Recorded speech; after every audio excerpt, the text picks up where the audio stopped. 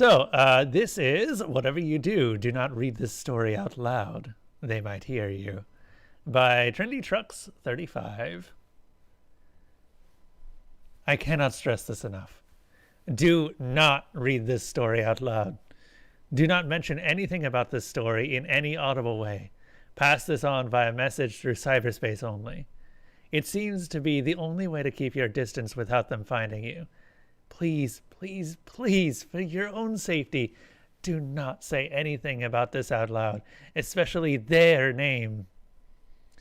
Those that I'm referring to are known by a few names.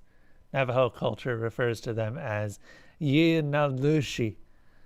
Some natives in Canada, the northwestern coast, and the Great Lakes region tribes refer to them as Wendigos. I refer to them as skinwalkers.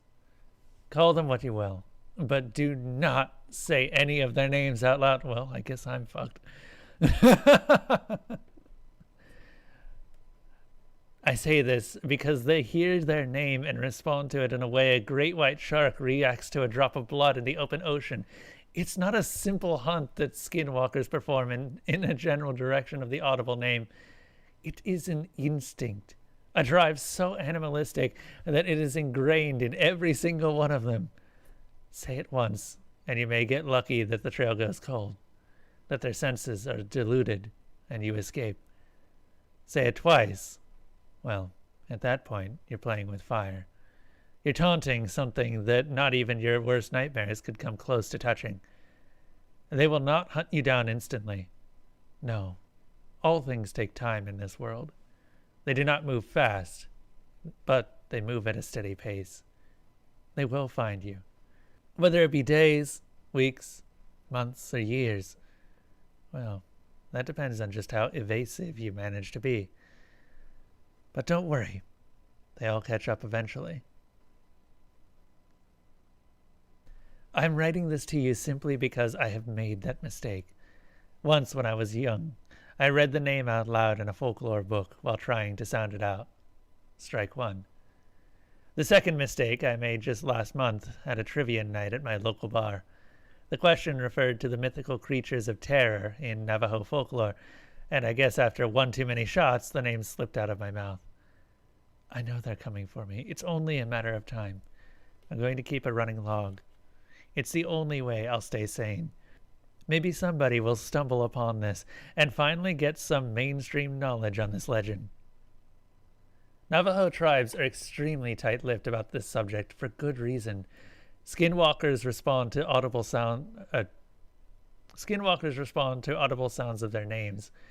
They aren't like demons from exorcism movies who have proper names. No. These things all go by their standard names of Skinwalker, Wendigo, or Nadlushi. For simplicity, to save myself time, they'll be Skinwalkers from here on out. Nobody knows the true figure of Skinwalkers. There's accounts from those who were lucky enough to escape for just long enough. Skinwalkers are genderless, gaunt, pale figures. They stand 7 to 8 feet tall. At times, they move to all fours and crawl around with the grace of a tiger or lion, yet most are comfortable and mobile on their 2 feet as bipedals. Some take on the shape of a moose head with the long, wide, paddle-like antlers. Some purely take the shape of a human face with barely recognizable features. The best I can describe their human appearance is similar to the Slenderman stories, of a tall, long, elongated, thin man with no face. They don't kill you, not instantly. They slowly drive you mad. They thrive on the mental breakdown that you begin to feel every time you think you've seen them. The more that you mentally bleed out with your insanity, the more they come near. Navajo legend is that more appear to quicken the breakdown, but the initial responder is the only one who gets the kill. Now for the fun part. Skinwalkers survive on flesh and emotional distress. They don't destroy a body, only the essence of the human spirit. They inhabit the flesh of those they kill. They walk around wearing their kill's skin, allowing them to blend in among the public. They never look fully there. They look as though they were wearing a semi-expensive Halloween costume. To those that aren't paying attention, nobody bats an eye. But if you really look hard, you'll see the absence of life in their eyes. You'll notice how clumsily they string sentences together. You'll notice that their mouths don't seem to sync up with what their tongue is saying. Imagine a museum of wax with all the perfect collections of human replications. Imagine those being heated to about 85 degrees Fahrenheit, just enough to start becoming deformed. Maybe the wax expands in certain areas. Facial features don't match the mood that they seem to be expressing. That's a skinwalker. There's a good chance you've walked past a couple in your life, but maybe you were just too wrapped up in that Facebook post.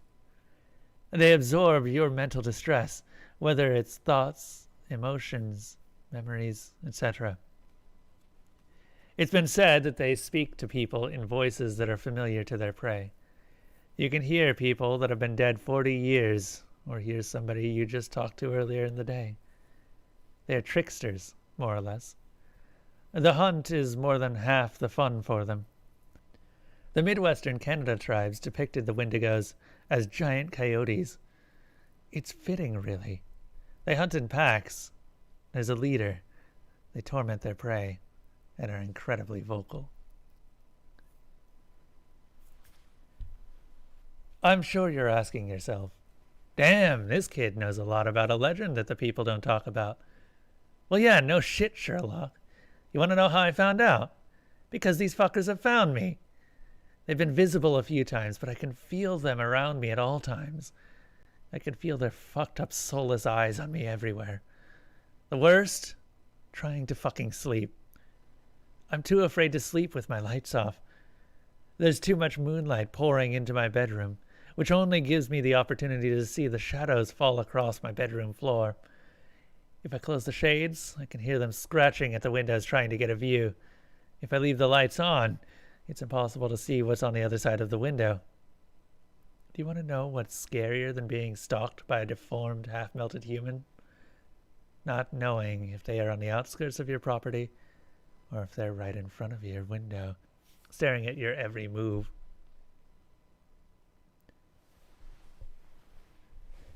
I haven't been able to tell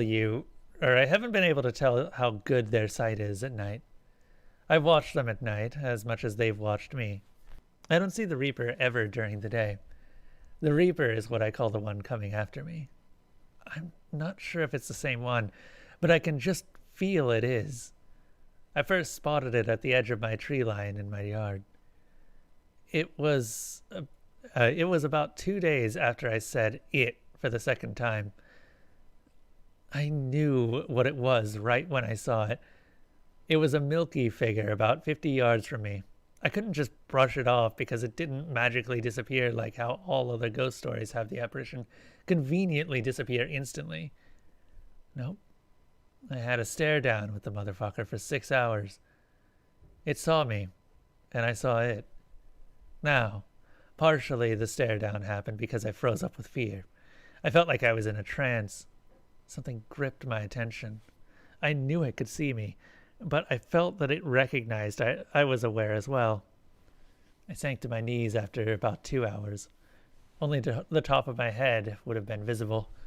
About 2 minutes after sinking down, it began to slowly move sideways through the tree line, almost as if it believed I had given up. The second I popped it up, it froze. I tested this theory a few times, and the result was the same. It couldn't make out the top of my head, which makes me believe the vision isn't as good as mine is. I also do not think the critical thinking is there, as I ran through the same cycle about 5 times without it picking up. The skinwalkers seem to run on instinct alone, patterning their behavior on what they see. The biggest problem they have is that they do not interact with other humans. They simply float along. This makes them easiest to spot once trying to converse with one. They're awkward, clumsy, and again, the reactions don't match. Have you seen someone fake laugh? That's how they respond to what they think is a joke, a fake belly-style laugh. However, they fail to move their eyebrows, squint their eyes, and smile in a similar manner. I discovered my first and only true skinwalker 2 days ago when I was out to lunch. I had stopped to open the door for somebody walking out of a local burger joint. I opened it for them and said, "There you go," and tried to slip in the door. The skinwalker stopped just outside the door and responded with a "You're welcome" and a big toothy grin, like they were smiling for a dentist taking x-rays. The eyes seemed to be bubbly and watery, almost like how I would imagine a caricature's dog's eyes would look.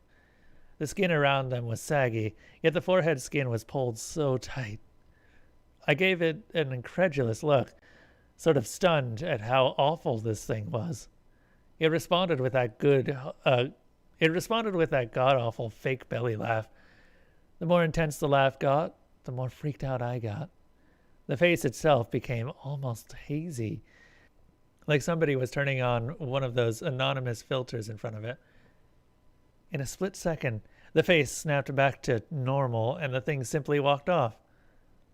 I don't know. It gives me the creeps the way the eyes sort of wobbled back and forth. It still makes my hair stand up. I don't want to believe I'm going through this. I don't want to believe that I saw a human-like moose crawling on all fours, peering from around the side of my shed last night as I took out my trash. I don't want to believe that 5 days ago, a random stranger knocked on my door asking to borrow a spark plug because his car was out of gas while holding his hands out in a thumbs-up position. When I told him I couldn't help him, he said adios and just walked away with an ever so slight haze around him. I don't want to believe I'm hearing the voice of my ex-wife pleading to let her in from the cold as I hear faint tapping on my front door. But let me tell you, it's real. It's all real, happening to me here. This isn't like a video game. I don't have some goddamn progress bar to let me know how close these things are to me. I don't know how much time I have left. They seem close, but nobody is moving in on me yet. Whatever you do, do not say any of this out loud. Otherwise, I can assure you, you'll be in a similar situation to me. I'm sitting here typing this up as I can see the skinwalker just sitting on my shed, waiting for me to finally break, to slip up and open the door the next time it mimics my grandma's voice, to say its name out loud one more time to strengthen its hold over me. Maybe I'm on a cusp, just far enough gone to where I'll be hunted forever. Maybe they're taking their time to wear me down. I wish I had the answers. I only have problems. Fuzzy-faced, emotionally disturbed, mutant moose-sized problems. I just went to my bedroom to get away from the scratching outside my front door. Every window has fog on one of the corners. I'm presuming from one of those things breathing right outside the window, steaming it up. I can see one of them right now as I sit on my bed. It's sitting with just the top of its eyes and head visible. The eyes are sunken back into the oversized sockets. I can see the veins in the eyeballs glowing a fluorescent blue, highlighting the inflamed red around the eye sockets. The eyebrows are at an odd height up on the forehead, as if they started drifting upwards from their normal location. I can see it sizing me up. I feel like I'm being tasted by the sense of light. It started whimpering to me in the infant voice of my brother. "Let me in, please, let me in. I'm freezing out here. How can you just knowingly let me freeze? I'm dying out here. Please just help me. Open the windows so I can warm up, please." And shit like that on repeat. It's really doing a damn good job at driving me insane. I'm half tempted to just open the window and get it over with. These things have been in Navajo culture for thousands of years, probably dating back to the times before paper. How am I supposed to stop something that hasn't been stopped in thousands of years? I'm another statistic. The only hope I have is to eliminate their food supply. Everything starves, right? Maybe by spreading this story, the skinwalkers will start to disappear. Maybe they'll go into hiding or a hibernation. I wouldn't count on it, though. They seem to know what they're doing. So for those of you reading this, just be careful. Tonight, tomorrow, next week, next year. I don't know if the skinwalkers pick up on technical transmitted signals. Maybe they don't yet, but at some point they might adapt. So if you hear a tapping on your window tonight, don't turn over in your bed to check it out. If you see steam in the corner of your living room window, don't go out front to check it out. If you hear somebody knocking at your door unexpectedly, take a quick peek first. Pay attention to the people's hand motions while talking, their facial expressions and reactions. They're out there. They may be after you next, slowly closing in on your whereabouts, awkwardly bumping into you and feasting on the nights that you can't sleep. Or maybe they got me by the time you read this. There's no way of telling. Then again, maybe I didn't write this. Maybe they did. Maybe they do respond to you just thinking the name, saying it over and over in your head. I guess you'll find out.